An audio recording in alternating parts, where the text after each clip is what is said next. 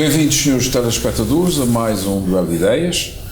Hoje tenho um convidado de luxo, nada mais, nada menos do que o Presidente da Ordem dos Advogados dos Açores, Dr. Elias Pereira. Muito obrigado por ter aceito o nosso convite. É um prazer. E costumo começar estes programas por saber quem é o meu convidado, porque as pessoas às vezes não sabem da vida íntima.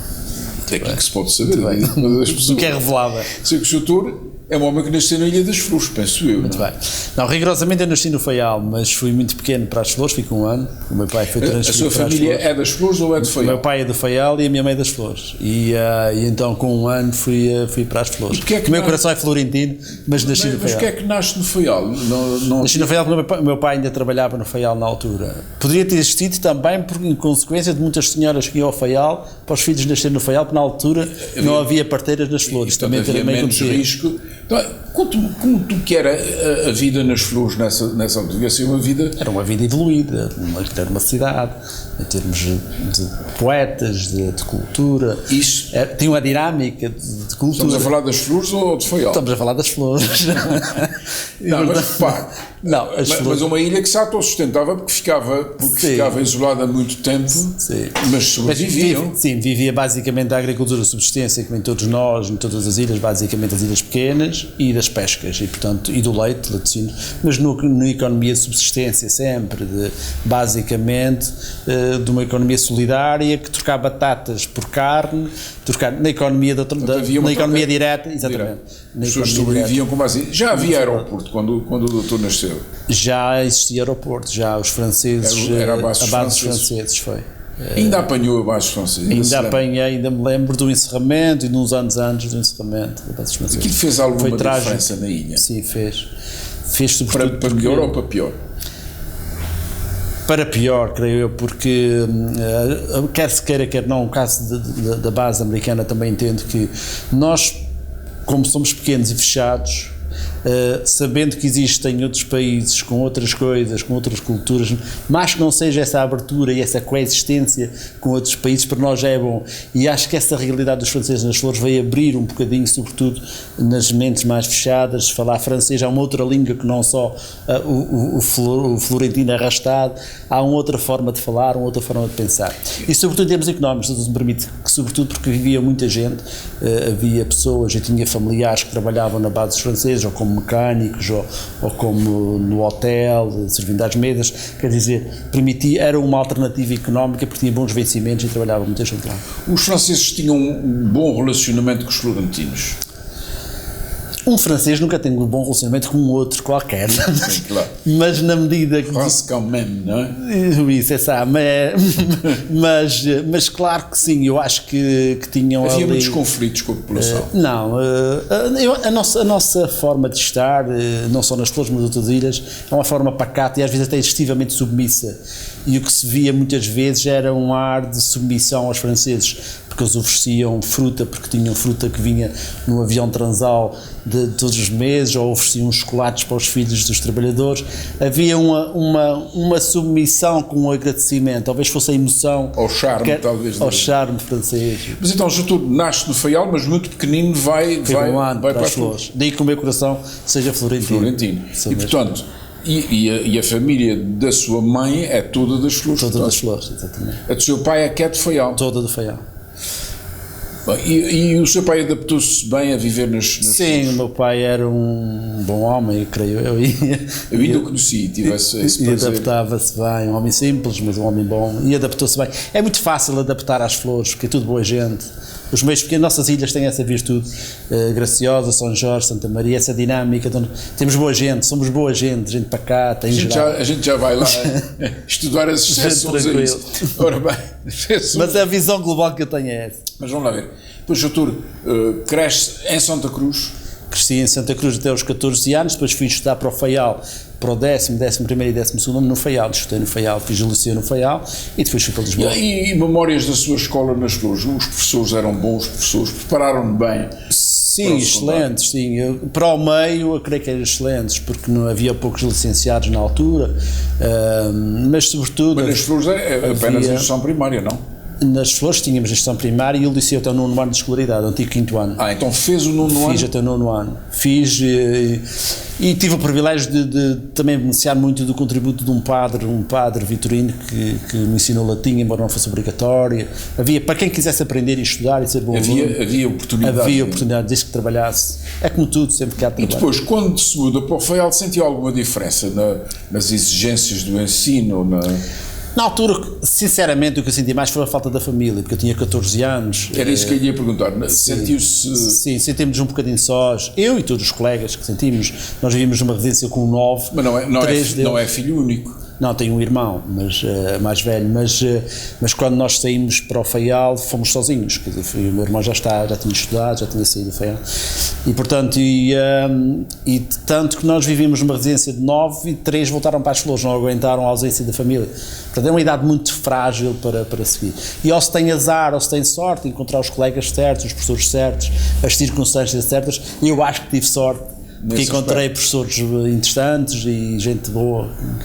E depois como é que depois resolve ir para a universidade? Como é? Eu senti-me o sonho de ir para Direito e gostava de estudar Direito, não sei se bem ou mal, mas tinha um desejo de ser advogado e portanto... Então sempre foi o sonho de criança? Sim, de estar do lado dos mais fracos, defender os mais fracos e... Nunca duvidou? Não na mente que eu tenho hoje, mas nunca duvidei que queria ser advogado. Não. Queria ser advogado. Não sabia se podia chegar, mas isso... Mas claro. Mas porquê? Qual era essa dúvida? Em termos económicos, eu fui sempre bolseiro e estudei também quando trabalhei. Então foi muito bom aluno. Fui bom aluno, foi algo, não é? Fui muito bom aluno. Não deveria dizê-lo, mas tenho... Sim, mas se teve bolsas é porque teve notas altas. Sim. Portanto, é um bom aluno no Faial e depois... Fui para a Faculdade da Universidade Clássica de Lisboa. Vai para a Clássica de Lisboa. Em que ano? Fui em 84. Muito bem. Portanto, exatamente 20 anos depois de eu sair de lá. eu formei-me em 64, não é? E quais são ou qual é o professor de Direito que o influencia mais? Vários, mas em vários anos. No primeiro ano, enfim, como estamos agora em época de presenciais, enfim, só para descontrair um pouco a nossa conversa, a primeira oral eu levava Ciência Política 11, 12 de exame, precisava ir à Europa, precisava 13 para dispensar. Isto em fevereiro, a primeira oral, e pela ordem cronológica era dos primeiros a fazer orais, e todos os açorianos da minha turma queriam ver a oral, e nós fomos para a oral, e lá ia eu, e o professor Marcelo Rebelo de Sousa.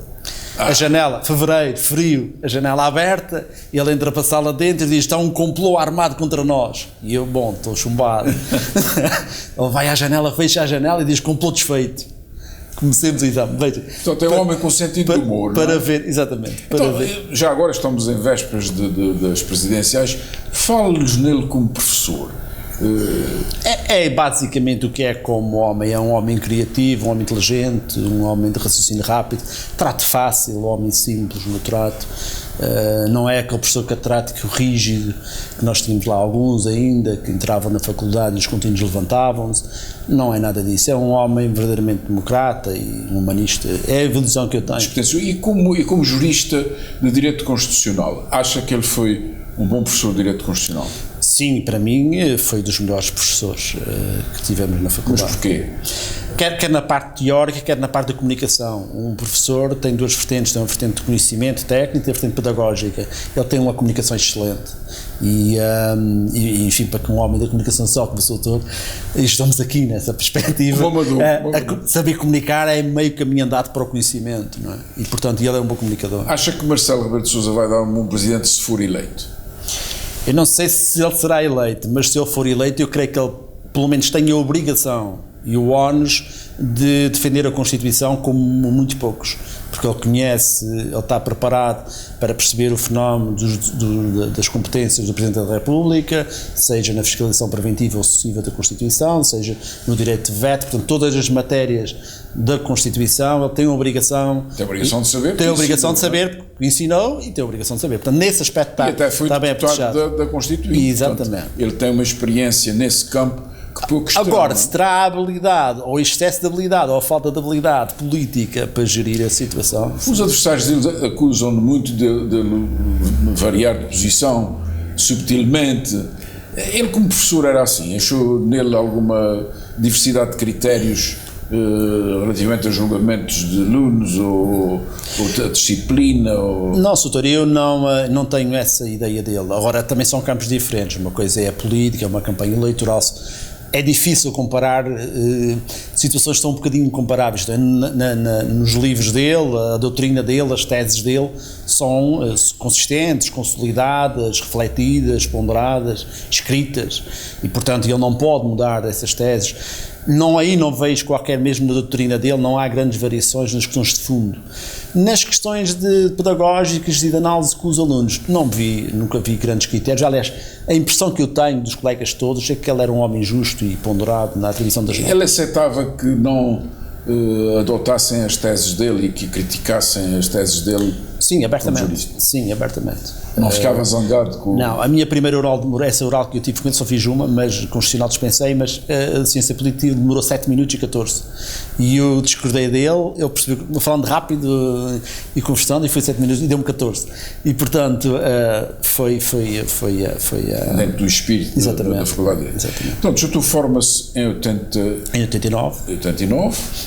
Vim para São Miguel. E vem logo para São Miguel. Porquê São Miguel? Eu era bolseiro, tinha um contrato com a região para vir para a região durante 3 anos. Na altura podia ter ficado em Lisboa. Durante 3 anos, portanto, recebendo a bolsa, era obrigado a trabalhar. 3 anos. Na altura não me deu muito jeito, eu tinha um pouco a minha vida orientada em Lisboa, mais ou menos tinha hipóteses interessantes em Lisboa, mas vim cumprir o meu compromisso. Também tinha sempre a paixão de vir para os Açores. Eu acho que foi mais forte. Foi uma paixão de vir para os Açores. Nunca ponderei verdadeiramente, talvez não vir. Mas porquê São Miguel? Não pensou na terceira, por exemplo, no Faial?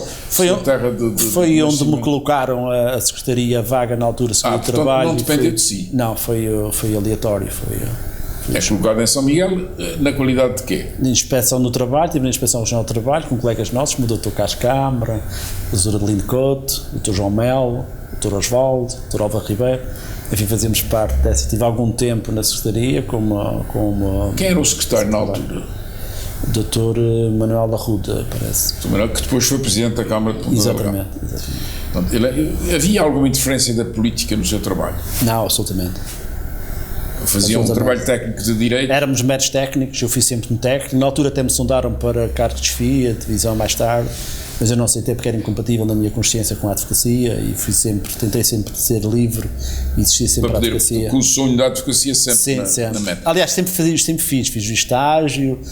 Faz o estágio com quem? Com o Dr. Soares de Oliveira, que é... conta-nos isso. Soares de Oliveira, um homem que tinha sido juiz e que passou para a advocacia. E voltou à magistratura. E hoje é desembargador. Exatamente. Hoje é juiz desembargador. Dr. Soares de Oliveira, em síntese, era um homem inteligente, interessante e muito evoluído tecnicamente e, portanto, creio que para o nosso meio estava nos melhores. Aprendeu muito com ele. Aprendi sobretudo a parte deontológica e a parte da honestidade e dos valores que um advogado deve transportar. A parte técnica ele mandava-me estudar numa parte ou na outra parte confiava e portanto, mas sobretudo a minha referência maior e aquilo também que eu procurava mais era uma referência estratégica de valores, de deontologia, de seriedade, daquilo que um advogado deve acrescentar à sociedade e não diminuir a sociedade. E essa referência está muito forte nele. Portanto, quando vem para cá, os seus pais ainda são vivos, não é? Os dois. Exatamente. O meu pai faleceu há 7 anos, a minha mãe ainda é viva. E muito bem, mas vinham vê-lo cá ou o doutor aqui às Flores? Eu fazia questão de quase todos os meses ir às Flores, que eu tinha uns pequenos processos. Nas Flores? Aliás, a minha advocacia nasce das Flores. Lembra-se do seu primeiro caso? Lembro de um primeiro caso, justamente no Tribunal das Flores, depois chegou ao Supremo, a outra parte recorreu. E as Flores para mim eram um misto de trabalho com paixão. Mas era uma questão, já agora, sem citar nomes nem nada, mas era uma questão civil ou criminal? Era civil. A questão mais interessante que eu me lembro era uma questão civil. Foi uma questão que deixou algumas noites sem dormir no princípio. Claro.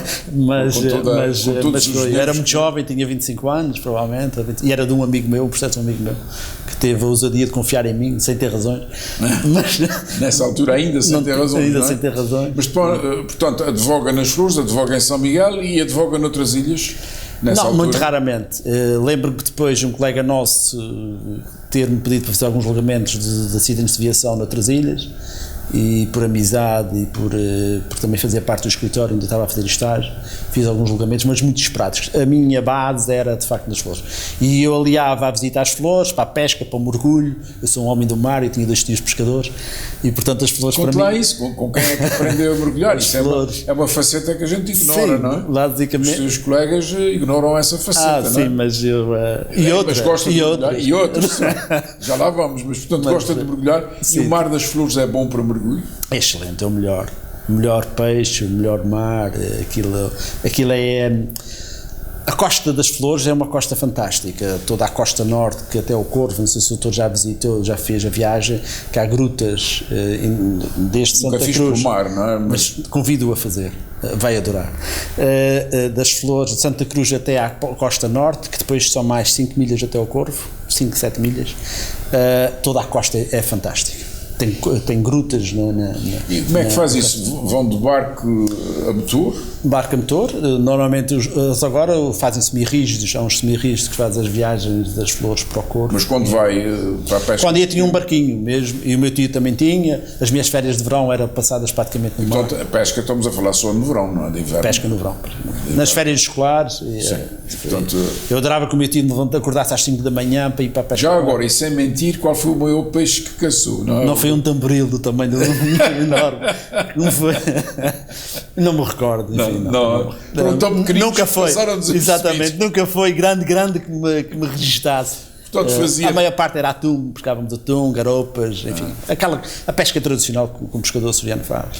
Portanto, os seus divertimentos eram a pesca submarina e... Desporto, muito desporto, sempre. Que desporto? Tudo, futebol, corrida. Mestre em todas as artes? Não,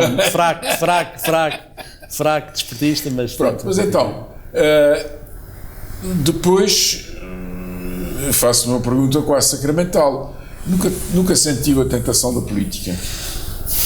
Eu acho que nós fazemos política, Sr. Doutor, e o Sr. Doutor fala todos os dias no jornal, quando escreve, eu tenho uma pequena colaboração numa rádio também, todas as semanas, uma conversa a 4, tentando influenciar, ou na televisão. Sim, mas isso é opinativo, não é? Dá as suas opiniões sobre isto. É uma forma política. De conduzir a opinião dos leitores ou dos ouvintes. Política partidária. Mas política partidária, nunca se sentiu tentado a isso? Já senti, mas eu creio que não terei as características ideais.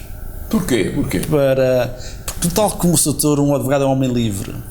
E a nossa liberdade, às vezes, pode não ser bem percebida. Eu tenho sempre... As disciplinas partidárias. Exatamente, eu tenho sempre grande problema em perceber isto. Os limites sou um bocadinho contra. Entendo que os partidos são fundamentais para o Estado de Direito, mas eu acho que se os partidos não se renovarem num curto prazo, vão ter grandes dificuldades. E hoje a abstenção deriva também muito, não exclusivamente, é verdade, mas é muito da não renovação dos partidos. E esta forma e esta falta de moderação dos partidos leva à democracia, à doença da democracia.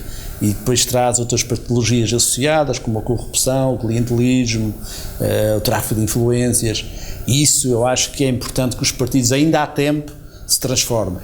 Não é só em Portugal, um pouco a velha Europa vai um pouco neste caminho. Falou aí na abstenção, os florentinos abstêm-se muito. Igual aos outros açorianos, andam na casa dos 50%. Não há, portanto, não há alteração em relação à mentalidade geral. O padrão é praticamente o mesmo. Há uma característica talvez interessante. Tivemos um deputado da CIDU, o Paulo Valadão, e foi original dos Açores na altura, e portanto há uma volatilidade e há uma sensibilidade eleitoral das flores, um bocadinho diferente talvez das outras, vão pela pessoa. E portanto, se a pessoa reconhece na pessoa... O deputado Paulo Valadão. Sim, somos amigos. E que tal? Ele deixou a política, talvez, não? Sim, agora não deixou ainda, faz parte da Assembleia Municipal de Santa Cruz, creio eu, e tem alguns... Ele continua... Mas ainda, eu penso que ele era do Partido Comunista. É da CDU. Ainda mantém essa sim, creio que sim. E, profissionalmente também é veterinário. É médico veterinário. Um homem interessante, um homem que fez um trabalho importante nas flores, um homem sério, e portanto tem dele também as melhores referências. Qual é o trabalho interessante que acha que ele terá feito para as flores já agora? Sobretudo na parte da lavoura, dos agricultores, como ele estava muito ligado por força da atividade profissional, tinha uma boa relação e uma boa rede de apoio com os lavradores. Acha que o Governo Central, por não ser da cor dele, o prejudicou de alguma maneira, o Governo Central açoriano, portanto, quer de Mota Amaral, ele acho que apanhou Mota Amaral e Carlos César. Exatamente, exatamente. Acha que ele foi prejudicado por causa disso ou era respeitado independentemente não, eu creio que ele era respeitado, sobretudo pela sua atitude e pela sua independência e pela sua seriedade. Quer dizer, uma coisa é não concordarmos com a posição política da A, B ou C, mas se essa posição é transmitida com seriedade e com fundamentação, nada há que se possa opor. Pode-se contraditar, a nossa função é contraditar, mas tem que se respeitar. E, portanto, nesse contexto, eu acho que ele é um homem elegante, um homem inteligente, e, portanto, creio que nunca teve esse problema. Sabe que há esta polémica agora de que o partido do governo protege só as juntas de freguesia da sua cor. Notou em relação a ele alguma, digamos, pressão num sentido dele se afastar do seu partido? Diz que é amigo dele, pode ter desabafado, ou se calhar não desabafa. Não tenho essa conversa com ele, mas creio que quanto às juntas de freguesia, só para o enquadramento, eu discordo profundamente. Claro. Eu creio que a questão tem que ser objetiva e transparente. Todos os munícipes de todas as freguesias têm os mesmos direitos, claro. E, portanto, a questão partidária... Aliás, eu acho que até há excesso de vida partidária na vida pública. E não sei se não será uma das entorses ao nosso desenvolvimento este excesso de partido. Qualquer coisa é preciso ser de um partido para ter um determinado cargo, para ter uma determinada função, e o mérito muitas vezes é esquecido. E este excesso de partido afasta gente que podia ser competente, que nos podia ajudar a resolver problemas coletivos, que muitas vezes não chega lá porque estão bloqueadas pelas máquinas partidárias, de um lado ou de outro, não, em abstrato. E, portanto, isso é um bloqueio terrível, a que se afaste gente que podia estar numa geração a contribuir para a vida pública. Neste contexto, é verdade que, o Sr. se perceber que é verdade que quando um partido é da oposição tem mais dificuldade em fazer passar os seus, desde logo não tem a maioria parlamentar que sustenta a sua posição, claro. Portanto é provável que tenha realmente alguns... Nas Flores houve uma coisa qualquer também relativamente à Câmara Municipal das Lajes. Lembro-me, há muitos anos, não sei se o doutor apanhou ainda isso. Sim, do Cristiano... Exatamente. Houve ali uma dissidência dentro do PSD, não é? Exatamente, há uma dissidência, justamente, talvez entronque nas listas uninominais. Ou seja, o Cristiano Gomes, na altura, talvez fosse dos primeiros a colocar nos Açores a necessidade de listas uninominais. Nós temos que eleger um indivíduo para um cargo, seja para deputado, seja presidente da Câmara, e não o partido. E neste aspecto eu acho que as Flores foi um bocadinho exemplo de como na vida pública do que se pode fazer. Parece que foi a única Câmara do país da ASDI, não é? Exatamente, isso mesmo, doutor. Até por aí enfim, tiveram... Perfeitamente. Ele era muito bem aceito, primeiro que tudo estava o seu conselho e depois estava o partido. Portanto, ele era fiel e leal ao seu conselho, tal como nós em abstrato concordamos, mas depois na prática isto não funciona. Muito bem. Doutor, o senhor depois é eleito presidente da Ordem dos Advogados nos Açores. Talvez por engano, mas... Quais são os grandes problemas da advocacia nos Açores hoje? Com que se debate o presidente, não é? Pois, eu creio que o doutor sabe, tão bem como eu, mas... Claro, mas vou transmiti-lo. Estou aqui como médium. Exatamente. E por isso mesmo, nós temos os problemas básicos que atravessam a justiça. E neste momento nós temos uma sorte, que temos os nossos colegas, em geral, são todos de uma ótima qualidade. À exceção de 3 casos, ou 4 casos, ou 5 casos disciplinares, alguns deles graves, é verdade, mas que nos põem em causa a nossa imagem enquanto profissão. E eu acho que esse é um dos principais problemas que nós atravessamos. Não só a nível regional, mas a nível nacional. E este problema da falta de que a comunidade nos reconheça em todos nós, seriedade, competência, lealdade, valores que nós temos que ser muito caros todos os dias no nosso exame com os clientes e com a comunidade, e este é o nosso principal problema. É um problema de deontologia, um problema de que as pessoas confiem nos advogados. Temos que lutar para que a nossa relação seja de confiança. Confiança alicerçada em valores. E em valores que têm que estar de acordo com a nossa consciência. E a nossa consciência profissional tem que estar ao nível da nossa consciência deontológica. Depois, numa vertente de formação, nós temos problemas de formação. É verdade que agora o e-learning, agora as videoconferências, mas continuamos longe das conferências que se realizam todas as semanas em Lisboa, ou de 15 em 15 dias em Lisboa ou Porto. Continuamos longe para a nossa formação e a nossa atualização dos nossos conhecimentos. Temos estas duas vertentes de problemas. Temos uma outra vertente de problemas no âmbito dos direitos humanos e, sobretudo, na questão do estabelecimento prisional de Ponta Delgada, que foi muito falado agora, e que eu creio que nós tivemos um contributo muito firme no dia 2 de junho, não foi a 6 de junho, mas foi no dia 2 de junho. Nós, essa referenciazinha diz respeito a algum... Não, algum fundamento político do seu pensamento? Uma data comum muito histórica para os Açores. E então nós, no dia 2 de junho, dissemos que intentaríamos a ação contra o Estado para o encerramento do estabelecimento prisional. Fizemos num período cirúrgico, pensado e refletido, a 3 meses da campanha eleitoral. Sabíamos que ia entrar na agenda, ou gostaríamos que entrasse na agenda eleitoral. Entrou. Os candidatos assumiram a necessidade da construção de um novo estabelecimento prisional. Nós queremos que esta garantia, neste momento, esta garantia que não é formal, mas é uma garantia política, temos a ideia que ela será séria, firme, consistente. Ainda ontem houve a discussão do projeto de resolução e duradoura. O projeto de resolução na Assembleia da República, todos os partidos da oposição votaram favoravelmente. Portanto, queremos que desta vez, num curto prazo, poderá estar resolvido o problema do estabelecimento prisional de Ponta Delgada. Isto é um problema também que nos ocupava os anteriores presidentes do Conselho Distrital dos Açores, do qual o Sr. Doutor foi um ilustre, talvez um ícone da presidência da Ordem dos Advogados. Não é verdade, mas eu gosto de ouvir. E, portanto, é um problema que nós vamos dar como fechado e como resolvido. Doutor, para terminar, aquele chat já está para ali a fazer sinal de que os nossos minutos esgotaram, e estão anda mais depressa com o que a gente pensa. No continente da República há um clamor dos advogados oficiosos que recebem atrasados os honorários pelas defesas oficiosas e tal. Há a mesma coisa aqui? A Ordem sente alguma... Sim, nós sentimos, os colegas que fazem apoio judiciário, há uma injustiça tremenda. Se nós compararmos o advogado com o médico recebe os seus atos médicos no seu salário. Qual é o princípio que o Estado tem que proteja a demora no pagamento dos honorários do advogado? Não há nenhum princípio razoável. Portanto, o princípio está errado. Isto não deveríamos receber mensalmente ou bimensalmente, como qualquer contribuinte, como qualquer servidor do Estado. Isto não acontece e, portanto, isso revolta-nos. Agora, vivemos atrasos muito longos durante um determinado período, a situação regularizou-se e estabilizou, mas continua com alguns atrasos, aqui também de colegas dos Açores, com alguns atrasos no recebimento, o que é injusto. Nós, já, a nível nacional, a bastonária já reclamou com o Ministério variedíssimas vezes, mas as dificuldades de verbas e o desrespeito também pela ordem e pelos advogados. Acha que esta mudança do governo alterou alguma coisa no ritmo desses pagamentos ou mantém-se ainda tudo igual? Eu acho que sim, e pior não pode ficar.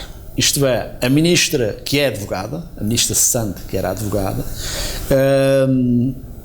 teve e concretizou um conjunto de políticas que foram um atraso, e esses entroncando nos problemas que nós temos como advogados, problemas que agudizaram a nossa vida de advogado. Problema que seja na privatização da justiça. Tudo o que é privatizar a justiça é afastar os cidadãos da justiça e dos tribunais. Privatizar a justiça significa termos inventários com os problemas que todos nós sabemos quais são. Significa chamar para a administração, para os privados e para a administração dos privados a ação executiva com penhoras e com agentes de execução, com os problemas que nós sabemos. Os divórcios que foram também para a privatização, ou seja, a desjudicialização de muitos processos, é um dos problemas que nós não podemos deixar de continuar a lutar. Nós, como advogados, temos que nos centrar que os tribunais é o local onde se deve realizar a justiça. Não podemos deixar que num inventário, diz-se muitas vezes que as famílias conhecem-se quando vão partilhar. Claro. Não podemos deixar que os inventários vão para os privados e que saiam dos tribunais. Mas já saíram. E, portanto, este anterior Ministério foi de facto desastroso para nós advogados. Eu creio que se formos para adjetivar um Ministro da Justiça e um trabalho do Ministro da Justiça e de políticas do Ministério da Justiça para os advogados, eu creio que é difícil encontrar um Ministério que em 4 anos tenha feito tantos danos à nossa profissão e aos nossos valores. O caso do mapa judiciário, nós vemos ainda há dias no Alentejo um Tribunal de Família apresentar 160 km para chegar a um Tribunal de Família, quer dizer, há aqui desvalores e assimetrias no mapa judiciário que têm que ser corrigidas. Portanto, há a necessidade deste Ministério da Justiça retificar muitos erros que foram cometidos. Dr. Elias Pereira, Ilustre Presidente da Ordem dos Advogados, muito obrigado Foi um prazer pela estar entrevista consigo. que nos deu. Foi uma conversa com o representante dos advogados açorianos, uma classe sem a qual nenhuma sociedade civilizada pode passar. Espero que tenham gostado. Não é fácil trazer o representante dos advogados a um programa destes. Não foi muito fácil, não foi à primeira, Foi um desencontro. De qualquer das maneiras, foi uma honra muito grande termos aqui. Espero que os nossos telespectadores açorianos e da diáspora tenham gostado e até ao próximo programa.